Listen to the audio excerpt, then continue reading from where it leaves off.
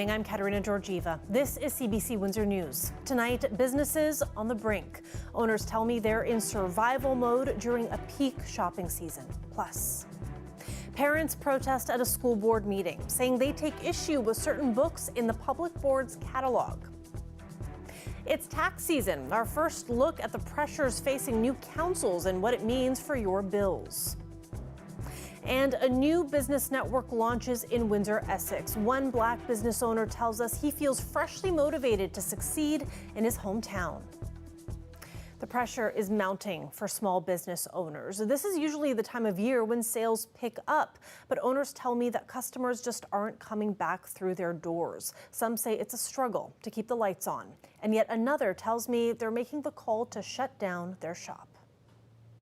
These are all my original recipes. After celebrating our 9-year anniversary last month, we are actually going to be closing our doors to the public. Why did you make this decision? People are just not coming through the doors anymore.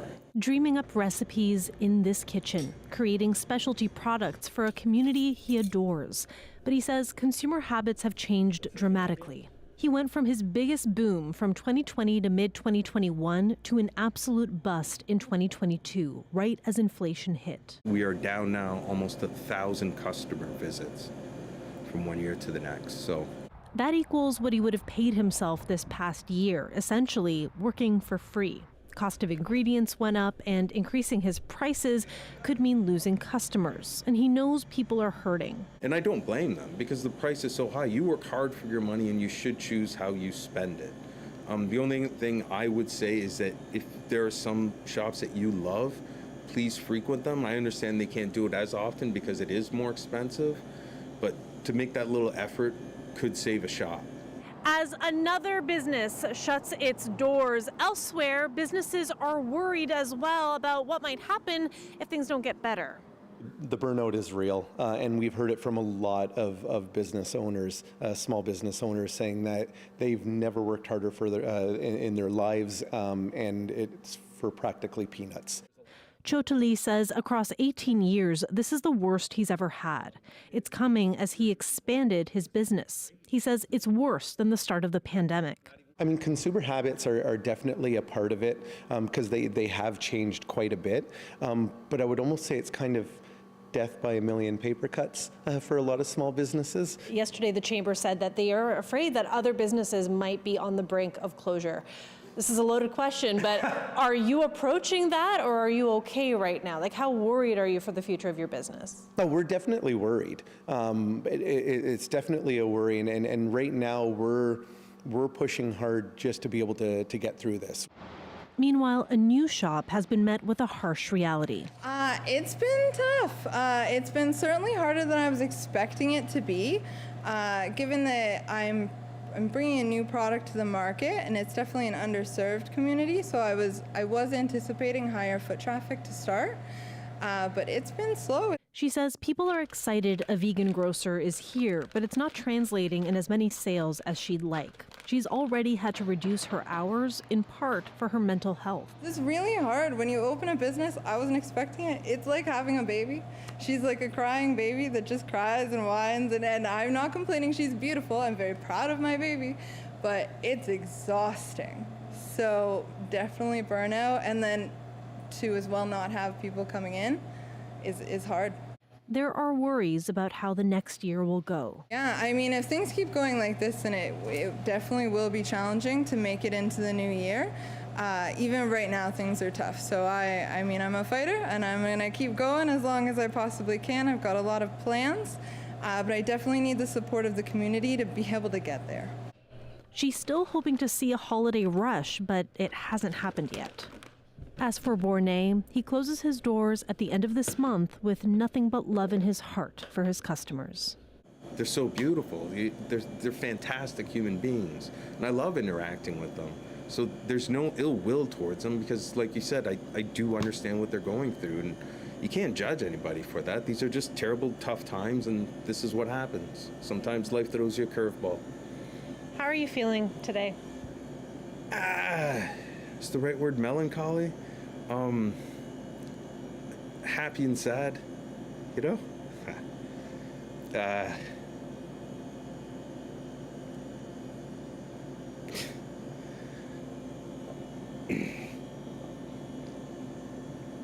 I got to do something most people will never have the chance to do. So I got to live my dream. So I can't be upset about it. Inflation is a big part of the problem for people I've been speaking with. And today, another move by the Bank of Canada to get things under control. For the 7th time this year, the bank has raised its trend-setting interest rate, this time by 1/2 of a percentage point, pushing it to 4.25%. But the central bank is changing its tone about further rate hikes. CBC's Philippe de Montagny reports. This is our house. It's a fixer-upper. In the past year, Rabia Shamail has seen her variable mortgage rate jump from just under 2% to 5.5%. Her family is now bracing for another increase following this latest rate hike from the Bank of Canada. I don't know what else to cut. My kids don't have any extracurriculars because I can't afford it. Every single penny is going towards a mortgage. Canada's benchmark rate is now up 1/2 percentage point to 4.25%. Many Canadian banks plan to raise their prime rates, matching the 50 basis point increase. They have to keep inflation low, so they are walking a tightrope. This personal finance expert in Winnipeg says the central bank is attempting a tough balancing act, trying to rein in high inflation without plunging the economy into a prolonged recession. We are also seeing a record increase in non-mortgage debt, which indicates that people are taking on more debt. So like credit card debt is going up. Loans are going up. People are under financial pressures and they are having to take on additional debt to survive, basically. But for the first time since this string of rate increases started back in March, the Bank of Canada opens the door to a possible pause in the hikes for the next little while. Change in language suggests that they really don't know what's to come in 2023, and they don't want to commit to anything. I think we've only seen the tip of the iceberg in terms of the impacts on the economy from higher interest rates, so things are going to get worse before they get better. While Canada's economic growth remained stronger than expected in the third quarter, consumption and housing market activity are cooling off, helping the central bank tackle inflation. Philippe de Montagny, CBC News, Toronto. Another hit could be coming to your wallet. Essex County is piecing together its budget, and we've got a copy of what's being proposed. They're looking at a 4.7% increase. A $300,000 property would pay $1,500 in taxes next year. That's to pay for big increases for roads, paramedic services, and the Sun Parlor long-term care home in Leamington. Overall, the budget is up by $8 million compared to last year, and this is the first one to take in all the inflation-related costs we've seen this year. The proposed budget follows through on a goal to increase active transportation. That's part of the budget increase for infrastructure. The county also needs to start paying for improvements to accommodate the new battery plant and regional hospital. The other main pressure points are wages, gas, and ongoing pandemic costs.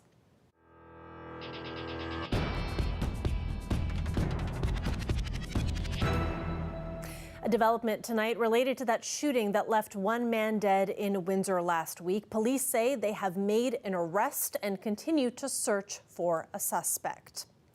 This here was the scene last Monday on November 28th when police were called to a shooting on Hannah Street near Marintet. Officers were told that a man had been shot, and police say the 26-year-old died in hospital. A burned-out vehicle was found the next day in the city's West End. Police searched 2 homes in the city yesterday, and they have now arrested a 25-year-old man. He's been charged with first-degree murder. Windsor police are still searching for another suspect, a 26-year-old man who they consider armed and dangerous. And we will continue to keep you updated as this story develops. There's a passionate debate happening about the type of books that are allowed in schools. Some parents are protesting against certain titles already in the English Public Board's collection. It happened during a public meeting last night. I am here today to express my concern regarding several books that are available to our children in the school board. What happened to protecting children from seeing graphic sex acts and language that would make your jaw drop? Patsy Corpus continued by reading quotes from a graphic novel called Fun Home. It's a coming-of-age memoir about growing up as a closeted teen living in a funeral home. She says it's a book she found in the school's library. It didn't come up in a search by the catalog done by CBC News. Two people walked around with large printouts of pages from the book during the meeting, and those pages showed illustrated images of sex acts being performed. Corpus says she wants to protect students from these types of books. Her comments ended with applause from other parents in the room. This debate is happening because an elected trustee wants the board to announce all new books that get added to school libraries. Trustee Linda Shin is serving her second term as trustee for wards 1, 2, and 9. She wants new book titles posted to a public webpage. That's in addition to a searchable catalog that already exists. Shin says announcing the names of books added to the system was about transparency and not about judgment. I have a 9-year-old son in the public school, so I had never known that those books are available for them to get access. So in order to ensure transparency and improve parents' involvement and feedback, I believe we should provide the base condition, transparency to the parents. No other trustee supported her idea. New book titles won't be announced as they're added to the system. Parents will be able to search through the catalog to find any book their kid can check out from the library. Trustee Ron LeClaire said that naming new titles would be a slippery slope. He worried it could lead to books being banned from the school board. Student trustee Paige Hawkins said one of the books singled out by the parents was part of her grade 10 English class. It's called Looking for Alaska, a book we were able to confirm is available to students. Hawkins says her class was warned about the content in the book and she found it relevant to life as a teen. The book not only addresses themes of teenage sexuality, but themes surrounding friendship, mental health, depression, and suicide. I go to high school every day and I see and hear about these themes every day in the real lives of my peers. The opportunity to read Looking for Alaska provided my class with an opportunity for discussions about mental health and to learn how to support our peers through challenging times. That's not all that happened during this meeting. The board was asked to track the times staff violate a new directive that bans the use of the N-word. You've done so much great work to ensure that you've created a dismantling anti-Black racism strategy. Why not celebrate your success by ensuring that the minister is aware of all the great work that you're doing? In order to ensure that your directive is implemented and followed, it's imperative that you're tracking these incidences and occurrences. How else will you be able to demonstrate that things are getting better? The public board put this new directive in place last month. It came down after a teacher allegedly used the N-word at school. A report released at the end of the last school year outlined how the board would dismantle anti-Black racism. It was released after the Black Council of Windsor-Essex called for a diversity audit of the public school board. Now for a look at some kids trying to help others this week. A local hockey team packed a bus with donations for street help. It's the holidays and, prices are going up. Some people are struggling to get through the holidays. So the team thought it was a good idea to stuff the bus and help out the people in need, give back to the community a little bit. The Riverside Rangers under-18 team jumping off the cool bus and handing donations over to Street Help. They were collecting food during a pair of home games this month. Those donations dropped off last night. Street Help says they appreciate the help this time of year. We love seeing that kind of community action. Let's take a live look outside there. Cloudy this evening, and then tomorrow some periods of snow, but mixed in with some rain on the way. Colette Kennedy will be here after the break with more. Stay with us.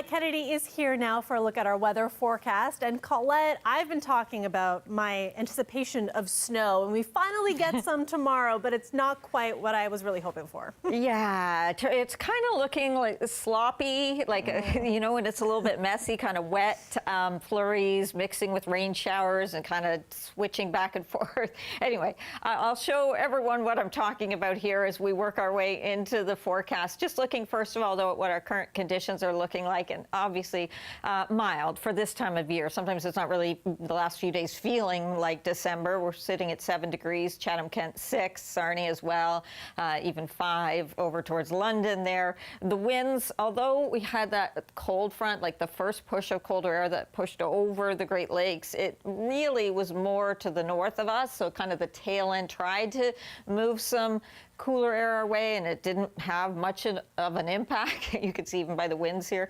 in Windsor. There is a secondary cold front, but even that one's going to kind of tag just a bit further north with that cooler air mass, because we're getting pushback from the system that is going to be kind of rolling through here tomorrow, just barely, but you'll see what I mean here. In fact, let me just expand this. A little bit of fog again through the overnight hours tonight, and tomorrow morning we'll get rid of that, but visibility reduced a little bit. So this was kind of that first push of cooler air that moved through, and you can see like the tracking of it, so it didn't have much of an impact towards Lake Erie and for southwestern Ontario. This is that secondary cold front. It too is going to kind of just move due east, and as it does, it doesn't have much of an effect. But then we've also got this activity here in the southern states, southern plains or Midwest, that's going to be coming out, and the track of it is so important. So I'm going to put this forward for you. First of all, like I was saying, tonight we'll have some of that cloud and some of that fog development. This is early tomorrow, though. I think we could even get some nice sunny breaks in the mid portion of the day, and then as that system tracks and just sort of tags through the area, that's when we're going to begin to see a little bit of light snow developing. But I'm really thinking, yeah, when that gets here, into Friday is what I mean, it's really going to be crucial how, if it tracks a little further north, then it becomes something significant, but it may just kind of tag through that. It makes things sloppy, makes things a little bit difficult on the roadways, and there's not the accumulation like Katarina's looking for, but it's okay. There's still a chance for a white Christmas. We're not there yet. Overnight tonight, a look at those temperatures, fairly mild for us. Into Thursday, some flurries. We'll see later in the day into Friday how things play out, and then just looking at those temperatures, see how they're not really modified. We're still trending as we get past tomorrow towards seasonal or even a tiny bit above. Yeah, still that mild weather continues, and I'm going to mentally prepare for a sloppy Thursday. There you go. Into Friday. Yeah. Exactly. Thanks for that, Colette. You're welcome. When we come back, Josiah Sinanen will be here to tell us about a new program you'll want to hear about. Stay with us.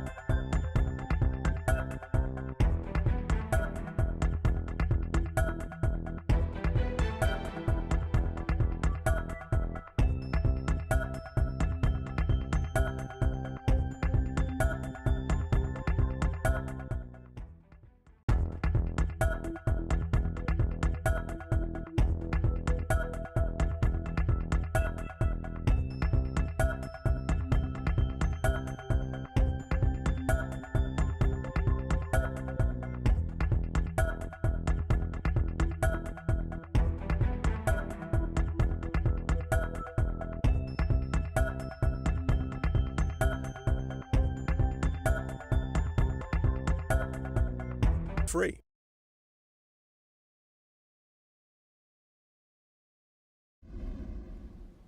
Welcome back. The launch of a new program for Black entrepreneurs in southwestern Ontario took place last night at Art Windsor Essex. It's a networking opportunity for founders to come together for mentorship, business advice, and development. And Josiah Sinanen from Afternoon Drive is here now to share more about the event and the program. Welcome, Josiah. Hi, Kat. Thanks for Thank you. being here. Of course. Love having you on. Tell us about this program. Yeah, so really cool initiative, Kat. Back in August, there was a big announcement from FedDev Ontario, which is the Federal Development Agency for Southern Ontario. They announced a $1.9 million investment to launch a Black entrepreneurship program. So it was a non-repayable investment, and it's part of a larger budget federally for the Black entrepreneurship program. So this is specifically to help support the development of Black-owned businesses nationwide. So last night, really exciting day. The Windsor chapter of the Southwestern Ontario Black Entrepreneurship Program received some of that money, and they launched at Art Windsor Essex, as you mentioned. So the organization locally that helped put everything together included Empowerment Squared and the Windsor Essex Tech Alliance. So they had a Black entrepreneurship panel, a Q&A, and it was kind of the first time all of the participants got to meet each other. Now, this is business owners from all sorts of industry. Just in our region that gathered, there was over 100 that showed up last night. That's really awesome. Really neat. And you talked to somebody who participated on Afternoon Drive. Yeah, so yesterday on Afternoon Drive, we did catch up with one of the participants just before the event. Rahim Yunus was on our show. So he's the founder of a contracting and construction company here in Windsor that he launched just 6 months ago. So really cool story here. Rahim was born here, but he moved around the United States growing up, and he intentionally decided to come back to Windsor to form what he hopes will be his future family business. So he says he's never seen anything like this program before, and it's the first time he's had the opportunity to glean from the community in this way. So here's a little clip of what he had to say on Afternoon Drive. I feel like it's extremely important. I don't have to feel like I'm sort of the only person doing this, especially with my ethnic background, and I feel like there's a strong support system out there now, and I really would love to see the opportunity that entails. So great to hear about that initiative, and from Rahim Yunus, Kat. And if anyone would like to get involved, you can find more information through Empowerment Squared, and make sure you tune into Afternoon Drive. We have great stories like this all the time, so you can catch us between 4 to 6 p.m. on 97.5 FM here in Windsor, or on the CBC Listen app. That's awesome. Thank you so much, Josiah. I appreciate you telling us about this. Yeah, thank you, Kat. Awesome.